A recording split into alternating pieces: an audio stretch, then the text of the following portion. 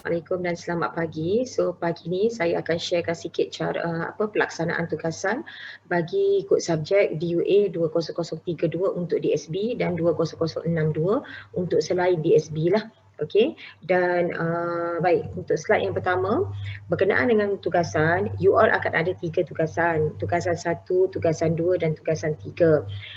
Format tugasan 1, 2 dan 3 dia mesti satunya saya hanya perlu 8 hingga 15 halaman sahaja, bertaip menggunakan MS Word dan spacingnya adalah 1.5, fontnya adalah 12, Times New Roman atau 11 Arial, align tag, kedudukan tag kiri dan kanan saya guna Justify sama kiri dan kanan. Dan setiap isi utama contoh 2.1, 2.0, 1.0 dan lain-lain lah yang ada tajuk tu perlu boldkan dan semua mesti dalam bentuk esei. Ya, tak boleh ada point langsung dalam awak punya tugasan itu. Contohnya awak ada jadual, awak ada gambar, awak ada peta dan awak ada yang yang berkait yang banyak macam lah, carta dan sebagainya. Semua bentuk-bentuk jadual, carta, peta ni awak tak boleh letak dalam awak punya tugasan. Sebaliknya awak kena letak di bahagian lampiran. Okay?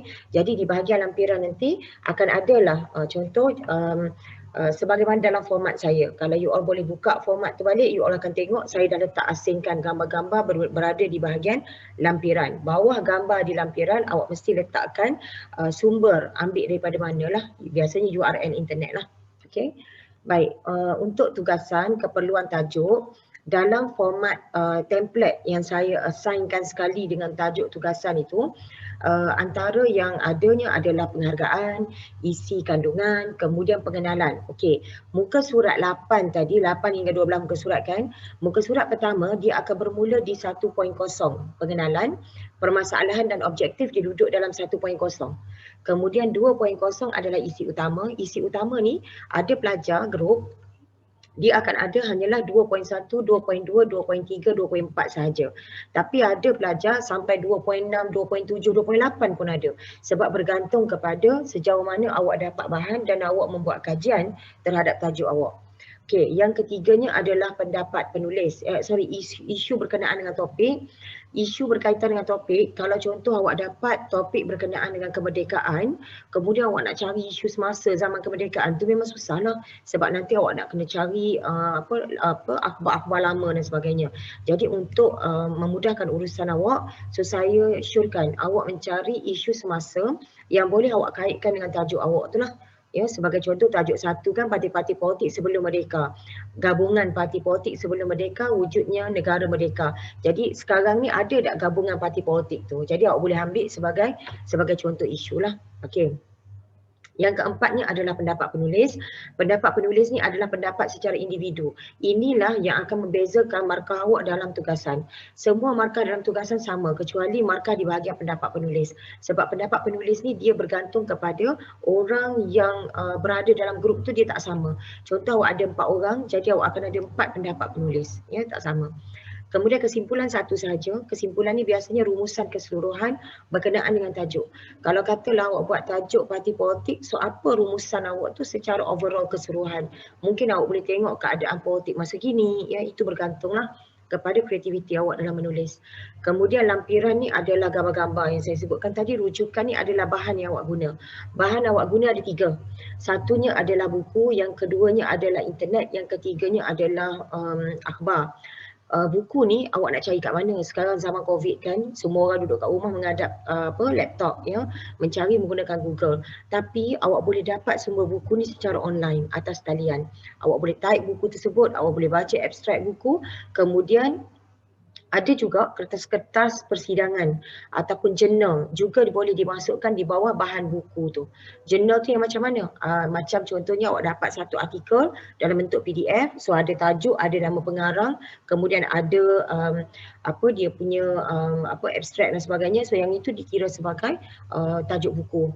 Kemudian internet ni awak kena copy dia punya URL keseluruhan ya. Jangan copy google.com, tak ada. URL dia dan masukkan dalam sumber internet. Sumber akhbar awak cari online juga. Jadi sumber akhbar ni awak just tulis sahaja akhbar apa yang awak gunakan. Contohnya Berita Harian 2 November 2020 contoh. Ya, so itu juga dikira sebagai awak punya rujukan. Okey. Yang ketiganya adalah cover hadapan tugasan. Cover hadapan tugasan yang perlu ada dalam cover hadapan tugasan sebagaimana yang tercatat dekat sini lah. Jadi logo, MARA, nama kolej, tugasan 1 wajib tulis. Kalau awak buat tugasan 2, so awak tulislah tugasan 2. Kalau awak buat tugasan 1, awak tulislah tugasan 1. Kalau awak buat tugasan 3, awak tulis tugasan 3. Dan soalan serta nombor soalan wajib ada dalam tugasan tu. Sebab kalau katalah nombor soalan dan soalan tu tak ada, saya pun tak boleh nak detect awak buat soalan nombor berapa. Jadi akan ada masalah dekat situlah. Okey, disediakan oleh nama ahli kumpulan dan juga gambar wajib ada. Program pengajian, awak duduk bawah mana? DEP ke DED ke DSP, tolong tulis. Sebab saya tak boleh nak ingat semua nama pelajar. Nama pensyarah mana yang core dalam awak punya awak punya kelas. Contohnya sebagai contoh, yang bagi markah pada awak adalah Haji Alimin. Jadi awak just tulis nama dia sahaja. Okey, walaupun saya ada sekali dalam kelas DEP misalnya, so nama saya tak perlu ada pun dalam tugasan you all lah. Kemudian sesi pengajian November-April 2020/21. Okey, penghantaran tugasan 1 dan 2 untuk grup ya. Tugasan 1 saya dah assign dan awak akan dapat benda tu, dah dapat dah pun. Tugasan 2 pun saya dah assign dan tugasan 1, tugasan 2 awak kena asingkan mengikut tugasan tersebut. Kalau tugasan 1 saya perlukan 1 kopi tugasan itu dalam bentuk Word, 1 kopi lagi dalam PDF. Sebab Word tu untuk saya tanda, PDF tu sebagai bukti penghantaran lah. Kemudian tugasan 2 ni adalah, tugasan 2 pun sama, 1 kopi MS Word, 1 kopi lagi adalah PDF. Dan awak kena hand in sewaktu awak nak hantar tugasan tu nanti. Yang akan hand in ni adalah seorang sahaja. Ini adalah tugasan grup, jadi tugasan grup ni dia tak perlu hantar ramai-ramai. Seorang pun dah mencukupi. Okay. Okey, baik. Yang seterusnya adalah pembentangan. Ya, tadi tugasan, sekarang pembentangan tugasan 1. Pembentangan tugasan 1 ni kita akan buat dalam minggu yang keempat. Okey, sebelum awak nak buat pembentangan, contoh kita akan buat pembentangan tu pada hari Ahad. Okey, ataupun hari Ahad 8 pagi. Jadi hari Sabtu awak dah kena hand in kan pada saya 1 kopi slide PowerPoint, 1 kopi video record ni tak perlu nak sign in dan nak turn in dalam Teams ya. Awak just masukkan slide PowerPoint yang awak nak bentang sahaja. Ya, turn in wajib buat sehari sebelum presentation. Sebab saya nak kena tengok dululah apa benda yang awak nak kena present. Okey. Tugasan 2 pula, hand in dalam MS Team lembaran assignment, tapi kita nak, sebab kita tak ada presentation secara live, so saya nak 1 kopi video yang awak dah buat, 1 kopi PowerPoint yang mana mewakili tajuk presentation yang kedua lah. Jadi saya akan nilai berdasarkan video yang awak dah buat. Dan dalam video tu kalau boleh minta tolong proper lah. Ya, jangan pakai singlet, pakai kain plekat, no. Ya, sebab presentation adalah benda yang formal, jadi awak kena tunjukkan formal tu. Okey. So, tugasan 3 adalah ulasan artikel. Ulasan artikel ni individu. Individu bermakna setiap orang nak kena buat benda ni. Jadi bila sebut individu, awak kena mencari tajuk-tajuk artikel tu secara online. Jadi nak cari kat mana? Nak cari kat Google lah. Ya, awak Google tajuk berkenaan dengan 3 ni sahaja.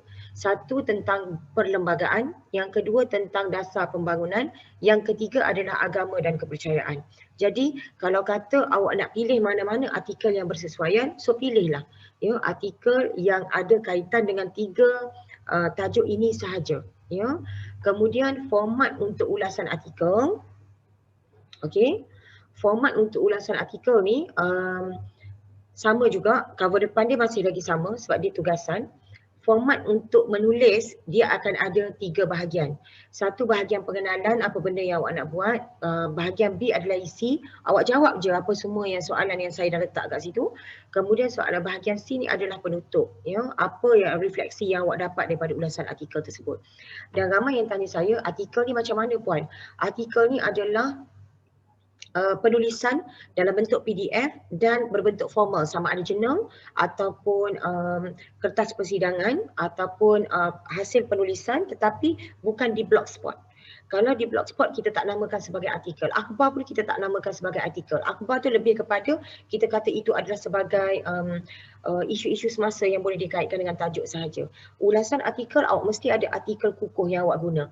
Jumlah artikel yang awak nak buat tu 5 hingga 8 muka surat sahaja. Ya, artikel tak boleh panjang ya, sebab tak ada orang yang menulis artikel sampai ulasan artikel sampai 30 muka surat, tak ada ya. So ulasan artikel ni agak ringkas lah ya, seringkas yang boleh, tetapi semuanya dalam bentuk esei ya. Font dia sama macam tugasan, cuma bezanya hanyalah halaman sahaja ya, halaman je 5 hingga 8 muka surat sahaja, dan mesti merangkumi ke semua yang ada dekat skrin awak sekarang lah, format ulasan artikel. Okey, penghantaran tugasan 3 sama juga hand in dalam MS Team. Saya nak 1 kopi Word, 1 kopi PDF dan 1 kopi artikel yang awak gunakan. Kalau kata awak gunakan artikel tu dalam wajib guna PDF ya. Kalau kata artikel yang awak gunakan tu artikel yang biasa-biasa sahaja tetapi berkait dengan tajuk perlembagaan, so saya akan terima sebagai artikel. Okey, baik. So kalau tak ada apa-apa, saya rasa setakat itu sahaja penerangan berkenaan dengan pelaksanaan tugasan untuk semua.